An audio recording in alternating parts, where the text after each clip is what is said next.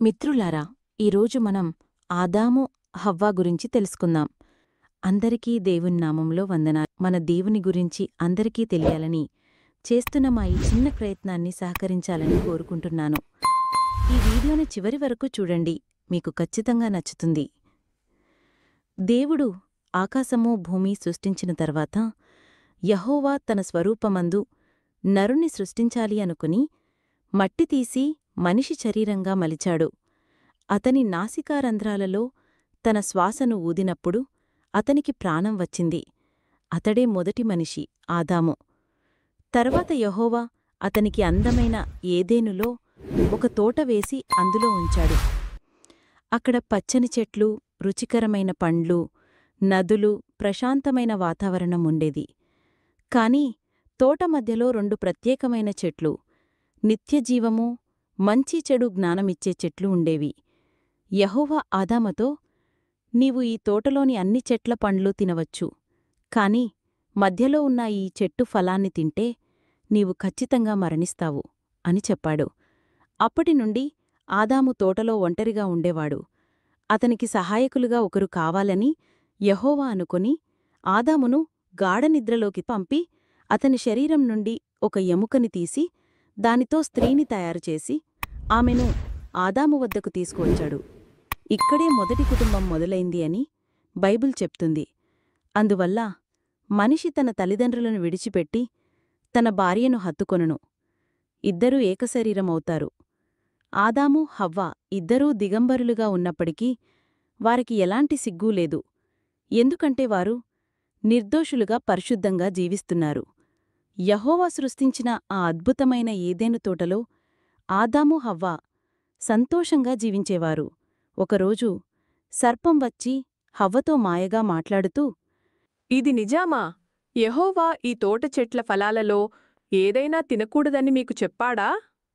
మేము తోటలోని చెట్లన్నింటి ఫలాలను తినవచ్చు, కాని మధ్యలో ఉన్న ఈ చెట్టు ఫలాన్ని తినకూడదు.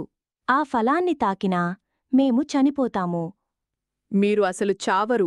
ఆ ఫలం తిన్న వెంటనే మీ కళ్ళు తెరుచుకొని మంచిని చెడును తెలిసి మీరు దేవతలలాగా అవుతారు. అప్పుడు హవ్వ ఆ ఫలం చూడగా అది ఆమె కంటికి అందంగా, మంచి రుచి కలిగినదిగా కనిపించింది. ఆమె ఆ ఫలాన్ని తీసుకొని తిని తన భర్త ఆదాముకు ఇచ్చింది. వెంటనే వారిద్దరి కన్నులు తెరవబడి తాము దిగంబరులమని తెలిసి అంజూరపు ఆకులు తీసుకొని కట్టుకున్నారు. ఆ రోజు సాయంత్రం యెహోవా తోటలో నడుస్తూ వచ్చాడు. ఆయన స్వరం వినగానే ఆదాము హవ్వ భయపడి చెట్ల వెనక దాగిపోయారు. ఆదామా, నీవెక్కడున్నావు? నేను దిగంబరుడిని కనుక భయపడి దాక్కున్నాను. నీవు దిగంబరుడివని ఎవరు చెప్పారు?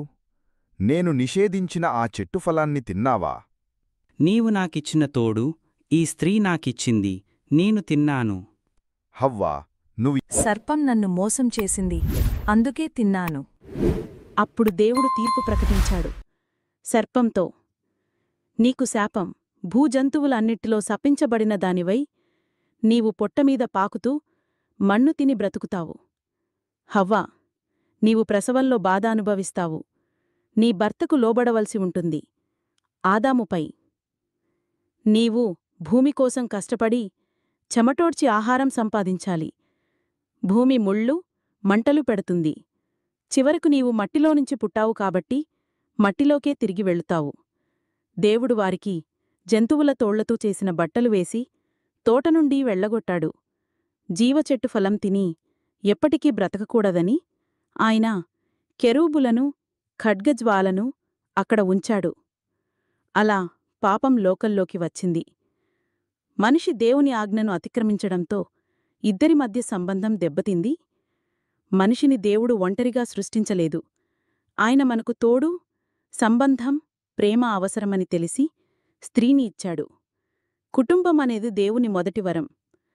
కాబట్టి మన కుటుంబాన్ని. చివరిగా మీకు ఈ వీడియో నచ్చితే తప్పకుండా మీ సన్నిహితులకు షేర్ చేయండి. అలాగే మా వీడియో లైక్ చేసి మా ఛానల్ సబ్స్క్రైబ్ చేసుకోండి. ఇలాంటి వీడియోస్ ప్రతిరోజూ అప్లోడ్ చేస్తాం.